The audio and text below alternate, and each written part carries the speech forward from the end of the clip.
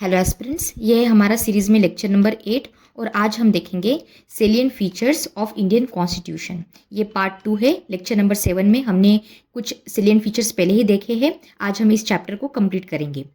इससे पहले अगर आपको इस लेक्चर की पीडीएफ चाहिए तो आप टेलीग्राम से इसे डाउनलोड कर सकते हो। लिंक मैं पिन सेक्शन में और डिस्क्रिप्शन में दे दूंगी। चलिए अभी स्टार्ट करते हैं। हमारा कॉन्स्टिट्यूशन कैसे बना है? हमने बोरो किया है। हमने कुछ प्रोविजंस डिफरेंट कंट्रीज से बोरो किए हैं। तो क्वेश्चन ये पड़ता है कि हमारे कॉन्स्टिट्यूशन को ऐसा क्या स्पेशल बनाता है, ऐसा क्या अलग बनाता है। तो इसका आंसर हमें मिलता है सेलिएंट फीचर्स से। तो आज हम पहला सेलिएंट फीचर जो देखेंगे वो है फंडामेंटल राइट्स, और इसे जस्टिफाई करेंगे कि फंडामेंटल राइट्स सेलिएंट फीचर क्यों है और ये किस चीज़ों में रिफ्लेक्ट होता है। तो मैंने यहाँ पे जानबूझ के डायग्राम में जो आर्टिकल्स नंबर है इसे नहीं लिखे हैं, क्योंकि ये आप मेरे साथ रिकॉल करोगे और जब लेक्चर हो जाएगा तब भी आप इसे रिकॉल करेंगे, ठीक है। तो अब राइट टू इक्वालिटी देखते हैं। ये किस आर्टिकल्स के अंदर आता है, जल्दी से बताइए। ये आता है 14, 15, 16, 17, 18। फिर राइट टू फ्रीडम में कौन से आर्टिकल्स आते हैं? 19, 20, 21 एंड 22। अब बताइए राइट अगेंस्ट एक्सप्लॉयटेशन में कौन से आर्टिकल्स आते हैं? 23, 24। Then right to freedom of religion में कौन सा आर्टिकल आता है? Article 25, 26, 27 and 28। Then cultural and educational rights में कौन से आर्टिकल्स आते हैं? Article 29 and article 30।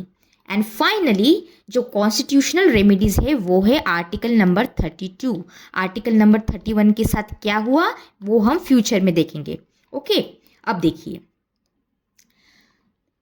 जो सेलिएंट फीचर है हमारा फंडामेंटल राइट्स, ये क्यों है, इसे समझने के लिए हमें इसकी सिग्निफिकेंस समझना बहुत ज़्यादा ज़रूरी है। तो फंडामेंटल राइट्स एग्जैक्टली करते क्या है और इंडियन कंटेक्स्ट में ये अलग कैसे है as compare to different countries. पहली बात तो ये कि it safeguards the political democracy, it promotes the political democracy. दूसरा ये सबसे इंपॉर्टेंट काम कि ये लिमिटेशंस लगाता है एग्जीक्यूटिव्स पे। एग्जीक्यूटिव हमने देखा था क्या करता है? एग्जीक्यूटिव करता है implementation of policies, of laws. इसके बाद क्या होता है, जो हमारा फंडामेंटल राइट्स है वो लेजिस्लेटिव की जो आर्बिट्ररी लॉज होते हैं उस पर भी कंस्ट्रेंट्स लाता है, यानी कि पार्लियामेंट लेजिस्लेचर अपनी मनमानी से कुछ भी नहीं ला सकते। हमारे पास फंडामेंटल राइट्स है और अगर आपके फंडामेंटल राइट्स के साथ नाइंसाफ़ी होती है तो आप क्या करोगे? आप जाओगे जुडिशियल एनफोर्समेंट, आप सुप्रीम कोर्ट के पास जाओगे। आप सुप्रीम कोर्ट को बोलोगे कि sir I have my fundamental rights जो जस्टिफाइबल है, जस्टिसिएबल है, आप इसे एनफोर्स किया जाता है और मेरे फंडामेंटल राइट्स के साथ नाइंसाफी हुई है, तो आप क्या करोगे? सुप्रीम कोर्ट करेगा यहाँ पे रिट्स इश्यूज। समझ में आया? तो रिट्स कौन से हैं हमारे? जब हम फंडामेंटल राइट्स देखेंगे तो मैं आपको ट्रिक्स बताऊंगी और स्टोरीज बताऊंगी इन सारे रिट्स को याद करने की। लेकिन अभी के लिए ध्यान में रखिए, ये है habeas corpus, mandamus, prohibition, certiorari and quo warranto. ये रिट्स होते हैं जो इंश्योर करते हैं कि हमारे फंडामेंटल राइट्स सही से रहे। समझ में आया? फंडामेंटल राइट्स कौन से पार्ट में आता है, जल्दी से बताइए। ये आता है पार्ट 3 में कॉन्स्टिट्यूशन के। ओके, तो ये है हमारा salient features which is different from different countries. अच्छा, आपको पता होगा कि हमारे मेंस में जनरल स्टडीज 2 के मेंस में एक टॉपिक है जहाँ पे आपको आपका खुद का इंडिया का constitution with different countries compare करना है। इसलिए आपको ये बेसिक अंडरस्टैंडिंग होना बहुत ज़रूरी है, नहीं तो आप चीज़ों को लिंक नहीं कर पाओगे। आपको ज़्यादा चीज़ें पढ़ने की ज़रूरत नहीं होती है। आपको जो आपके पास नॉलेज है उसको यूज़ कैसे करना है आंसर राइटिंग में, ये समझ में आना चाहिए। और ये कैसे समझ में आएगा? जब आपके पास क्लियर अंडरस्टैंडिंग है, अगर आपका बेसिक कंसेप्ट क्लियर है। समझ में आया? चलो अभी आगे बढ़ते हैं। सबसे पहले बैलेंसिंग फंडामेंटल राइट्स और पार्लियामेंट्री पावर मतलब क्या, ये देखिए। हमारे जो फंडामेंटल राइट्स है ये एब्सोल्यूट नहीं है, ये समझना होगा। ये सैक्रोसेंट नहीं है। इसका मतलब ये कि they are subject to reasonable restrictions. अब आप बोलोगे ये कैसे? हमारे पास एग्जाम्पल है। आपको पता है इंदिरा गांधी जी ने 1975 में इंटरनल इमरजेंसी लगाई थी। तो तब जो हमारे फंडामेंटल राइट्स है उसे कर्टेल किया गया था। समझ में आया? तो पार्लियामेंट विद द अमेंडमेंट क्या कर सकती है, आपके जो कुछ फंडामेंटल राइट्स है इसे रिपील भी कर सकती है, ये सैक्रोसेंट नहीं है। लेकिन हमारे पास क्या है, एक्सेप्शन है। एक्सेप्शन कौन सा है, आर्टिकल 20 एंड आर्टिकल 21। तो इस पे क्वेश्चंस यूपीएससी पूछ सकता है। Exceptions are always important. इतना समझ में आया? चलो अभी आगे बढ़ते हैं।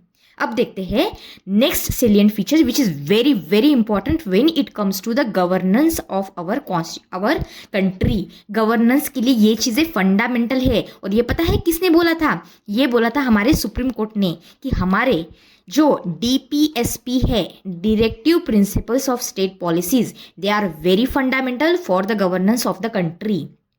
तो ये है हमारा सेलिएंट फीचर। ये कब किसके अंडर आता है? ये आता है पार्ट 4 में। अब देखिए, जो DPSP है इसे डिवाइड किया जाता है 3 चीज़ों में, ठीक है, 3 सेक्शंस में। कैसे किया जाता है? जब हम DPSP का चैप्टर देखेंगे उसमें मैं आपको ट्रिक्स बताऊंगी, शॉर्टकट्स बताऊंगी कि आपको जो DPSP के आर्टिकल्स है वो कौन से आर्टिकल्स किसके अंडर आते हैं। समझ में आया? तो अभी के लिए ये ध्यान में रखो कि there are socialist principles, there are Gandhian principles and there are liberal intellectual principles. तो हमारा DPSP सेलिएंट फीचर क्यों है? उससे पहले बेसिक इन्फॉर्मेशन जानना आपको ज़रूरी है। पहला तो मैं आपको बता चुकी हूँ, ये पार्ट 4 में आता है। इसका ऑब्जेक्टिव क्या है? अभी हमने देखा था फंडामेंटल राइट्स का ऑब्जेक्टिव क्या था। ये क्या कर रहा था? ये प्रमोट कर रहा था कौन सी डेमोक्रेसी? पॉलिटिकल डेमोक्रेसी को ये प्रमोट कर रहा था। लेकिन यहाँ पे जो directive principles of state policies है ये क्या प्रमोट करता है? ये प्रमोट करता है सोशल एंड इकोनॉमिक डेमोक्रेसी। ये आपका इंट्रोडक्शन हो सकता है मेंस के आंसर में। अगर आपको शॉर्ट में फंडामेंटल राइट्स या फिर डायरेक्टिव प्रिंसिपल को इंट्रोड्यूस करना है तो या फिर कंक्लूजन में कहीं पे लिखना है तो आप ऐसी सिंपल लाइन लिख सकते हो। It's very important, it's objective. अब देखो, एनफोर्सिबिलिटी। फंडामेंटल राइट्स कैसे थे? ये एनफोर्सेबल थे, जस्टिसिएबल थे। लेकिन जो डायरेक्टिव प्रिंसिपल्स है वो जस्टिसिएबल नहीं होते हैं। क्या आप मुझे बता सकते हैं कि क्या हो सकता है? Obvious reason, very obvious reason. थोड़ा सा लॉजिकली सोचिए। जब हमारे forefathers, constitutional makers fundamental rights बना रहे थे, डायरेक्टिव प्रिंसिपल्स बना रहे थे, तब उनको पता था कि हमारे स्टेट्स के पास इतने रिसोर्सेस नहीं हैं कि जितने भी इंस्ट्रक्शंस स्टेट्स को दी जा रही है वाइल फॉर्मिंग द पॉलिसीज़, तो अगर इनके पास लिमिटेड रिसोर्सेस है तो ये कैसे सारी चीज़ों को इम्प्लीमेंट करेंगे? तो इट इज़ नॉट लॉजिकल कि हम इसे जस्टिसिएबल बनाएं। नहीं तो जो कॉमन लोग हैं वो सुप्रीम कोर्ट में चले जाएंगे, बोलेंगे कि देखिए स्टेट ने तो ये चीज़ इम्प्लीमेंट नहीं की, वो चीज़ इम्प्लीमेंट नहीं की। कितना ज़्यादा प्रॉब्लम हो जाता। आपको समझ में आ रहा है? ठीक है। अब देखिए लीगल स्टैंडिंग क्या है इसकी। ये बहुत फंडामेंटल होते हैं गवर्नेंस में। ये किसने कहा था? हमारे सुप्रीम कोर्ट ने कहा था। अब देखिए फोर्स बिहाइंड क्या है? पॉलिटिकल, मतलब जो कॉमन पीपल है वो, उनका ओपिनियन। अब रिलेशनशिप देखते हैं। यहाँ पे एक मैं आपको बताती हूँ, हमारे जो फंडामेंटल राइट्स है और DPSP है, इस पे क्वेश्चंस भी बहुत पूछते हैं। इसका बैलेंस है। ये बैलेंस किस चीज़ का है? It is a bedrock foundation of our constitution. समझ में आया? Fundamental rights and directive principles of state policies. ये कहाँ पे कहा गया था? सुप्रीम कोर्ट ने मिनर्वा मिल्स केस ऑफ 1980। इतना ध्यान में रखना। अब चलो आगे बढ़ते हैं। तो इवोल्यूशन कैसे हुआ है हमारे फंडामेंटल ड्यूटीज़ का? हमारा फंडामेंटल राइट हो गया, DPSP हो गया, ये सेलिएंट फीचर्स है जो यूनिक बनाते हैं हमारे कॉन्स्टिट्यूशन को as compare to other countries. अब देखते हैं फंडामेंटल ड्यूटीज। लाइन से ही चल रहा है। ये 3rd पार्ट में था, ये 4th पार्ट में था, ये कौन से पार्ट में है? ये है 4A में। ये ओरिजिनली कॉन्स्टिट्यूशन में नहीं था, इसकी ज़रूरत पड़ी बाद में। जब हमारी इंदिरा गांधी जी ने इमरजेंसी लगाई, इसके बाद इसकी ज़रूरत पड़ी तो इसे लाया गया। तो ये पार्ट 4 में है। कौन सा आर्टिकल है? 51A। समझ में आया इतना? अब देखो इसे कैसे लाया गया था? इसे लाया गया था 42nd कॉन्स्टिट्यूशनल अमेंडमेंट एक्ट। अब याद करो, मैंने आपको ट्रिक बताई थी इसे याद कैसे करना है। इसकी ईयर को, क्या ईयर था इसका? 1976, क्योंकि 4 + 2 = 6। ऐसे बताया था मैंने आपको इसके पहले लेक्चर में। अब इसमें क्या किया गया था, फंडामेंटल ड्यूटीज़। अच्छा, फंडामेंटल ड्यूटीज़ को याद करने की ट्रिक ये है, और इस पे क्वेश्चंस बहुत आते हैं तो इसे छोड़ना नहीं, ये बहुत इजी टॉपिक है। जितने भी 11 आर्टिकल्स दिए हैं बस इसे रट लो, बेयर एक्ट से पढ़ लो, और कोई भी क्वेश्चन आएगा तो आप इसका आंसर कर पाओगे। बताती हूँ क्यों, क्योंकि बहुत ईजी क्वेश्चन पूछते हैं। यहाँ पे क्वेश्चन पूछेंगे, 4 ऑप्शन देंगे और बोलेंगे इसमें से कौन सा फंडामेंटल ड्यूटी नहीं है। इतना ईजी क्वेश्चन पूछेंगे। तो इसमें आपको कौन सी चीज़ें याद रखनी है, पहले तो जो आर्टिकल्स है बेयर एक्ट से वो पढ़ लेना, और बस इतना सिंपल क्वेश्चन पूछेंगे। कैसे लाया गया था, तो 42nd अमेंडमेंट एक्ट से लाया गया था, और कौन किसके रिकमेंडेशन पे, तो स्वराज सिंह कमेटी थी। उसके बाद एक न्यू आर्टिकल ऐड किया गया था, वो कौन सा आर्टिकल था, 86th अमेंडमेंट एक्ट ऑफ 2002। बस इतना ही इंपॉर्टेंट है। These are the fundamental duties which is a salient features of our constitution. कौन सी इंपॉर्टेंट है वैसे फंडामेंटल ड्यूटीज, जैसे नेशनल सिंबल को रिस्पेक्ट करना, है ना, जो कॉन्स्टिट्यूशन है, फ्लैग है, एंथम है। इसके बाद सॉवरेनिटी को प्रोटेक्ट करना, जो कंट्री की यूनिटी और इंटीग्रिटी है उसका ख्याल रखना, प्रमोट करना ब्रदरहुड को, जिससे कि हम यूनिटी को, सारे लोगों के बीच में यूनिटी रख पाए, और प्रिजर्वेशन करना किस चीज़ का, हमारी हेरिटेज का, हमारे कल्चरल और हिस्टोरिक लेगेसी का। अब हम देखते हैं balance between the rights and the duties of the people. आपको फंडामेंटल राइट्स मिले हैं, अब आपको फंडामेंटल ड्यूटीज़ भी मिली है, लेकिन इसका क्या है, जो सिटीजन्स है उनके बीच में, उनके पास अवेयरनेस होनी चाहिए, उनको ये एहसास होना चाहिए कि ठीक है मेरे पास फंडामेंटल राइट्स है, लेकिन इसके साथ साथ I have duties also to perform. I owe this duties to my nation and to my fellow citizens. तो ये क्या करता है, ये बूस्ट करता है सिटीजन्स कॉन्शियसनेस को। ये जो है फंडामेंटल ड्यूटीज़, ये नॉन एन्फोर्सेबल है। सिर्फ फंडामेंटल राइट्स जस्टिसेबल थे, दीज आर नॉन एन्फोर्सेबल। आप कोर्ट में नहीं जा सकते, ये सिटीजन देखो इसने अपनी ड्यूटी नहीं निभाई, चलिए इसे पनिश कीजिए, ये नहीं होता। ये मतलब होता है नॉन एन्फोर्सेबल गाइडलाइंस का।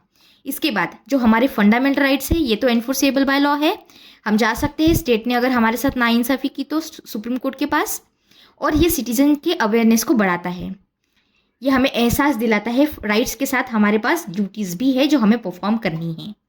अब देखिए, pillars of Indian secularism, it is very important feature of our constitution. इतना प्यारा सेलिएंट फीचर ये है कि ये हमें एविडेंटली अलग बनाता है as compare to other countries. कैसे, सेक्युलरिज्म का मतलब समझना ज़रूरी है कि सेक्युलरिज्म क्या है। बहुत इजी वे में समझाती हूँ। सेक्युलरिज्म मतलब ये है, as a country, as a India, I don't have any particular religion as my official religion. I don't give more importance to one particular religion. I have all religions equal to me. ये हुआ मतलब secularism का। और ये secularism जो है हमारे पास, ये है positive secularism as compare to other countries, specially the western countries, जहाँ पे वो प्रैक्टिस करते हैं नेगेटिव सेक्युलरिज्म को। वो कैसे करते हैं, ये सबसे पहले देख लेते हैं। जैसे जो वेस्टर्न सेक्युलरिज्म है, यहाँ पे लेट्स से ये है चर्च और ये है गवर्नमेंट। फ्रांस का एग्जाम्पल ले लीजिए, तो यहाँ इन दोनों के बीच में ये है हमारा चर्च, ठीक है, और ये है गवर्नमेंट। तो इन दोनों के बीच में टोटल सेपरेशन होगा, कोई एक दूसरे के अंदर इंटरफेयर नहीं करेगा। इसे कहते हैं वेस्टर्न सेक्युलरिज्म। और इंडिया का क्या है, इंडिया में ऐसा कुछ नहीं है, हमारे पास इक्वल रिस्पेक्ट है फॉर ऑल रिलीजन्स। समझ में आया? तो ये हमारा पॉजिटिव कंसेप्ट है। समझ में आया ना पॉजिटिव कंसेप्ट क्यों है? This is a Indian secularism. ये चीज़ कहीं पे दिखती है क्या किसी और कंट्री में, किसी और कॉन्स्टिट्यूशन में? नहीं, लेकिन ये प्रेजेंट है हमारे कॉन्स्टिट्यूशन में, इसलिए हम ये है salient feature of our Indian constitution. अब देखते हैं पिलर्स ऑफ इंडियन सेक्युलरिज्म। पहले मैं आपको बता चुकी हूँ, नो ऑफिशियल रिलीजन है, there is absence of a state endorse religion, और कॉन्स्टिट्यूशनल प्रोविजंस भी यहाँ पे दिए हैं। तो आपको पता होनी चाहिए कि हमारे कॉन्स्टिट्यूशन में ऐसे कौन से प्रोविजंस है जो इंश्योर कर रहे हैं कि सेक्युलरिज्म हमारे कंट्री में बना रहे। समझ में आया मैंने क्या कहा? हमें ये देखना है कि ऐसे कौन से आर्टिकल्स है, ऐसी कौन सी चीज़ें लिखी हुई है कॉन्स्टिट्यूशन में जो इंश्योर कर रहा है कि हमारी कंट्री सेक्युलर रहे। तो हम अब वो देखेंगे। सबसे पहली बात, जो सेक्युलरिज्म का वर्ड है उसे ऐड किया गया था 42nd कॉन्स्टिट्यूशनल अमेंडमेंट एक्ट 1976 में। कहाँ पे ऐड किया गया था? प्रियम्बल में ऐड किया गया था। PYQ भी है ये, समझ में आया? इसके बाद लिबर्टी ऑफ बिलीफ, हमारे प्रियम्बल में एज इट इज लाइन लिखी है कि we are going to give our citizens the freedom of belief, faith and worship. ये क्या दिखाता है? ये रिफ्लेक्ट कर रहा है सेक्युलरिज्म को। इसके बाद क्या? Equality before law, article number 14 में लिखा है कि स्टेट डिस्क्रिमिनेट नहीं कर सकता against a citizen on the basis of religion. Equality of law, और स्टेट डिनाई नहीं कर सकता equality of law, equal protection of law to any citizen on the basis of religion. तो ये है आर्टिकल 14 जो इंश्योर कर रहा है। इसके बाद नॉन डिस्क्रिमिनेशन, स्टेट डिस्क्रिमिनेट नहीं कर सकता on the basis of religion to any citizen of India, ये लिखा हुआ है आर्टिकल नंबर 15 में। इसके बाद इक्वल अपॉर्चुनिटीज़, मतलब आर्टिकल 16 में ये लिखा है कि स्टेट डिस्क्रिमिनेट नहीं करेगा किसी सिटीजन को, किसी इंडिविजुअल को when it comes to the employment opportunities.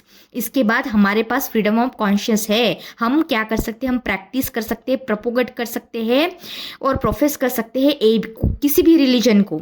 ये हमारा आर्टिकल नंबर 25 कहता है। इसके बाद अगर आप कोई रिलीजियस डिनोमिनेशन है, कोई इंस्टीट्यूट है, तो आपके पास अधिकार है कि आप अपने खुद के रिलीजियस मैटर को मैनेज कर सको। ये कहा गया है आर्टिकल नंबर 26। आप समझ रहे हैं यहाँ पे क्या हो रहा है? हम इस आर्टिकल्स के थ्रू, इस प्रोविजंस के थ्रू ये इंश्योर कर रहे हैं कि हमारे कंट्री में सेक्युलरिज्म बना रहे। इसके बाद आर्टिकल नंबर 27 क्या कहता है पता है? कि आप किसी इंडिविजुअल को कंपेल नहीं कर सकते, ज़बरदस्ती नहीं कर सकते कि आपको टैक्स देना ही पड़ेगा। क्यों? क्योंकि हमें ये पर्टिकुलर रिलीजन को प्रमोट करना है, ये आप नहीं कर सकते।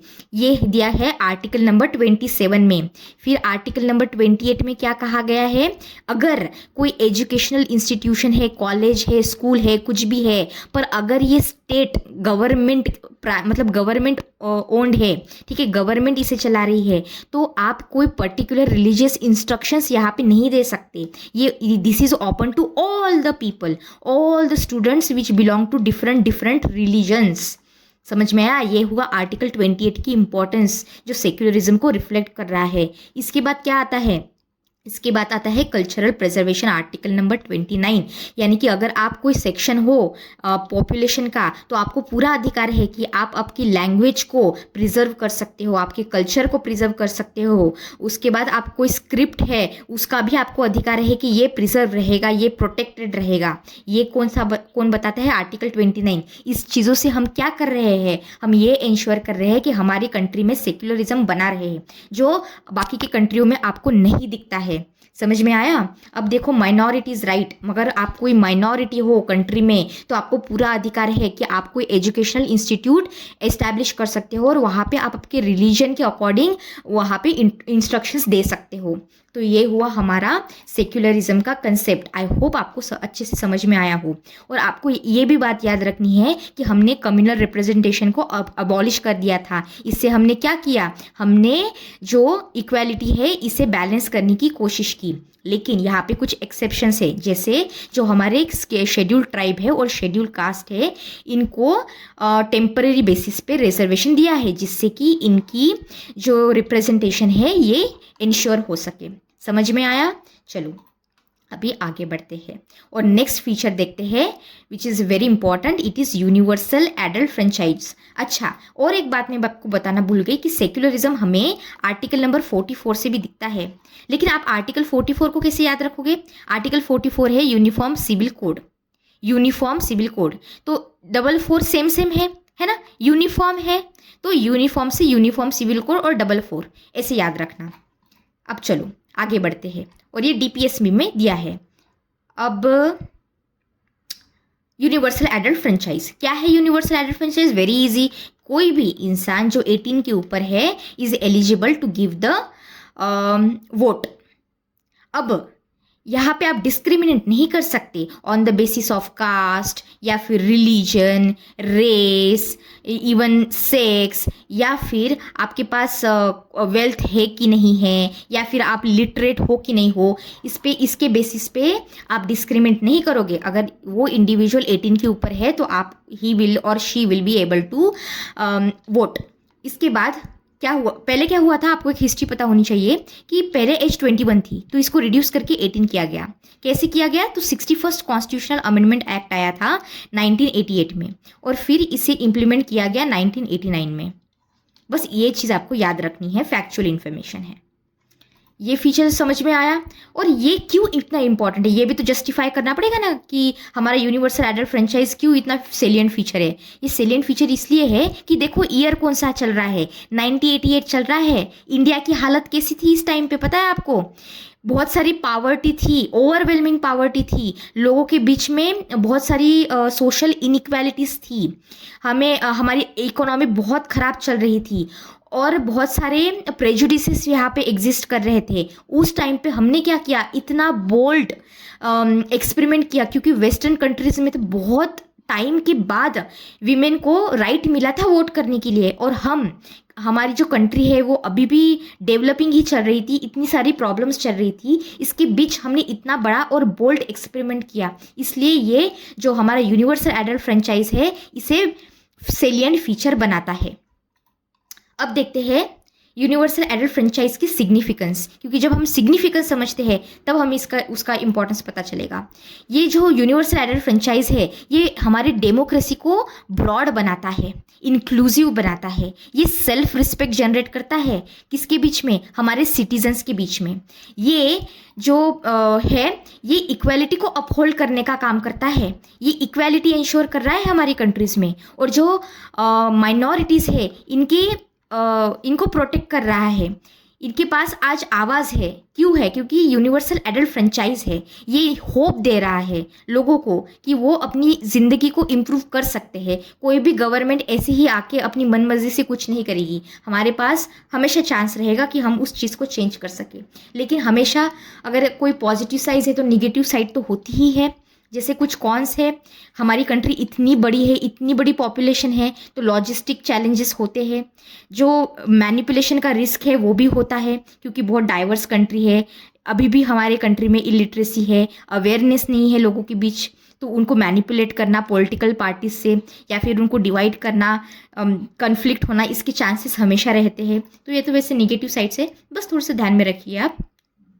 अब देखते हैं हम इंडियन सिटीजनशिप। ये तो बहुत इंपॉर्टेंट सेलिएंट फीचर है, क्योंकि हमारी सिटीजनशिप कितनी यूनिक है। आप देखिए, हमने इसके पहले जो 7th लेक्चर है यहाँ पे भी देखा था कि यूएसए में अगर कोई इंडिविजुअल है जो टेक्सास में रह रहा है तो वो तो टेक्सास की उसको सिटीजनशिप मिलेगी ही, उसके साथ साथ आप अमेरिकन हो इसकी भी सिटीजनशिप मिलेगी। तो आप उसके दोनों भी तरह से ही फंडामेंटल राइट्स मिल रहे हैं, और उसके allegiance not only is towards the America but also towards its state, his state और हर स्टेट।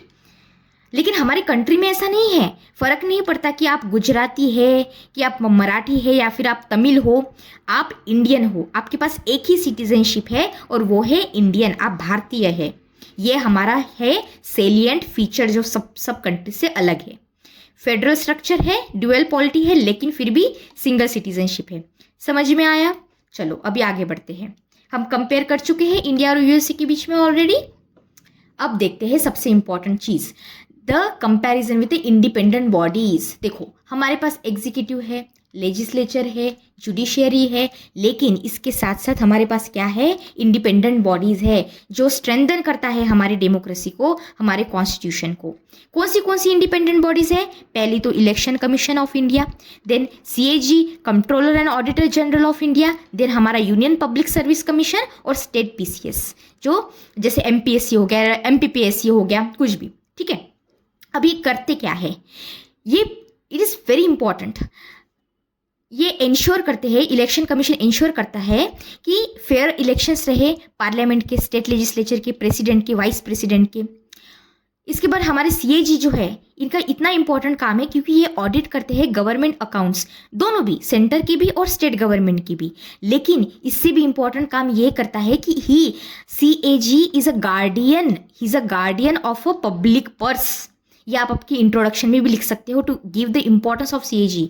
ही और she is a guardian of a public purse. और ये कमेंट करते हैं कि अगर गवर्नमेंट ठीक से एक्सपेंडिचर नहीं कर रही है, कोई गलती कर रही है, तो वो बताने की भी, इसलिए इतनी इंपॉर्टेंट है। हमारी पब्लिक सर्विस यूपीएससी क्या करती है, ये रिक्रूटमेंट तो करती है for all India services, higher central services, लेकिन इसके साथ साथ प्रेसिडेंट को डिसिप्लिनरी एडवाइस भी करती है। डिसिप्लिनरी एडवाइस का मतलब क्या हुआ यहाँ पे, लेट्स से कि कोई आईएएस ऑफिसर है और इन्होंने कोई करप्शन कर दिया, ठीक है, तो अगर अब इनके ऊपर तो कोई कार्यवाही होनी चाहिए, सही बात है, तो इसके ऊपर एडवाइस करेंगे यूपीएससी। और लेट्स से कि सेंट्रल गवर्नमेंट को इन्हें सस्पेंड करना है, तो क्या करेंगे, ये एडवाइस लेंगे यूपीएससी से। ये प्रोटोकॉल है। अच्छा, ये जो है ये प्रेसिडेंट पे बाइंडिंग नहीं होता, लेकिन ये प्रोसीजर फॉलो की जाती है, तो इट्स वेरी इंपॉर्टेंट। और सिमिलर चीज़ क्या होती है, स्टेट पीसीएस में भी होती है, बस आपको डिफरेंस ये याद रखना है कि यहाँ पे प्रेसिडेंट की जगह पे गवर्नर को डिसिप्लिनरी एडवाइस दी जाती है और जो रिक्रूटमेंट है वो स्टेट लेवल पे होती है। अच्छा, अब ये इतनी इंपॉर्टेंट काम कर रहे हैं तो हमें इनको सेफगार्ड करना पड़ेगा, ये इंश्योर करना पड़ेगा कि गवर्नमेंट का या फिर आउटसाइड फोर्सेस का इनके ऊपर इन्फ्लुएंस ना हो। तो इसलिए हमने क्या किया, हमने सिक्योर किया इनके टीन्योर को, फिक्स कंडीशन की, और इनकी जो सैलरी है ये कंसोलिडेटेड फंड ऑफ इंडिया से हम लेते हैं। इतना समझ में आया। अब देखते हैं टाइप्स ऑफ इमरजेंसीज। ये है हमारा next feature, salient features of our constitution. Emergency कैसे, अच्छा इससे पहले तो हमें ये पता करना है, हम तो ये जस्टिफाई करेंगे वैसे कि इमरजेंसी क्यों सेलिएंट फीचर है, क्यों ये अलग है as compare to other country.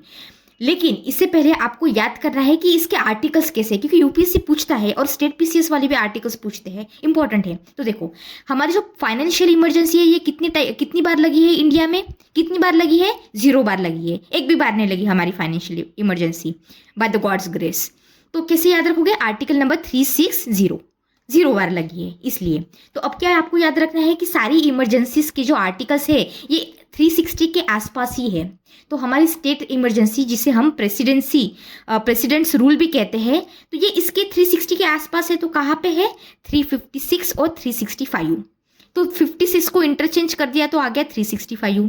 तो ये कब लगती है, तो देखो लेट्स से कि हमारे सेंटर ने कुछ गाइडलाइंस दी स्टेट को कि देखो ये गाइडलाइंस है, ये चीज़ें करो, लेकिन स्टेट ने ये चीज़ करने में वो फेल हो गए, तो क्या लगता है, आर्टिकल 365 लगता है। और अगर जो एडमिनिस्ट्रेटिव मशीनरी है, कॉन्स्टिट्यूशनल मशीनरी है, ये काम करना ही बंद कर दे, केओस मच जाए, तो क्या लगता है, आर्टिकल 356 लगता है। बहुत शॉर्ट में बताया मैंने आपको।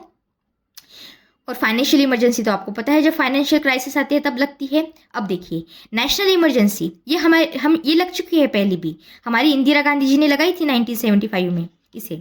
तो इसे कैसे याद रखोगे, आपको यही हिंट है आपकी। हिंट क्या है कि 360, हमारी फाइनेंशियल इमरजेंसी तो एक भी बार नहीं लगी, तो आर्टिकल हो गया 360। इसके आसपास कौन सी है, स्टेट इमरजेंसी है जो है 356। इसे इंटरचेंज कर दो तो ये आ गया 365। और इसके आसपास कौन सी है, आर्टिकल नंबर 352। तो 3 + 2 कितना होता है, 5। तो 352 ऐसे भी याद रख सकते हो। तो यह है हमारी नेशनल इमरजेंसी। ये क्यों होता है, जब लेट्स से कि वॉर हो जाए, कुछ अग्रेशन हो जाए, आर्म रिबेलियन हो जाए। तो अच्छा, अब हमें जस्टिफाई करेंगे कि इमरजेंसी क्यों है सेलिएंट फीचर।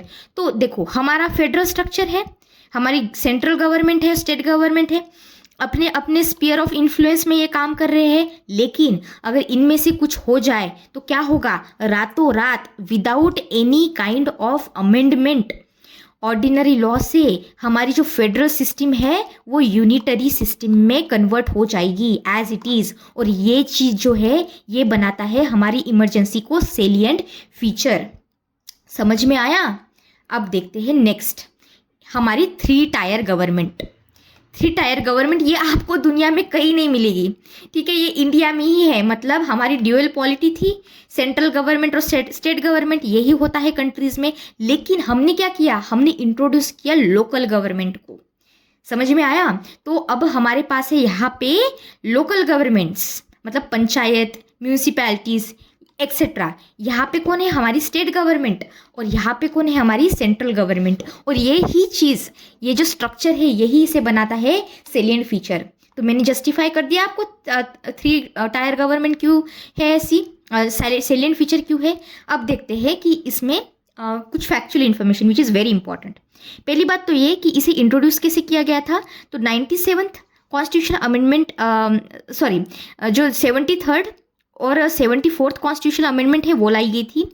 जो 73rd कॉन्स्टिट्यूशन अमेंडमेंट है, ये इससे लाया गया था पंचायती राज सिस्टम जो विलेज लेवल पे काम करेगा, और इसे ऐड किया गया था पार्ट 9 में, और इसके साथ साथ इसे शेड्यूल 11 में रखा गया था।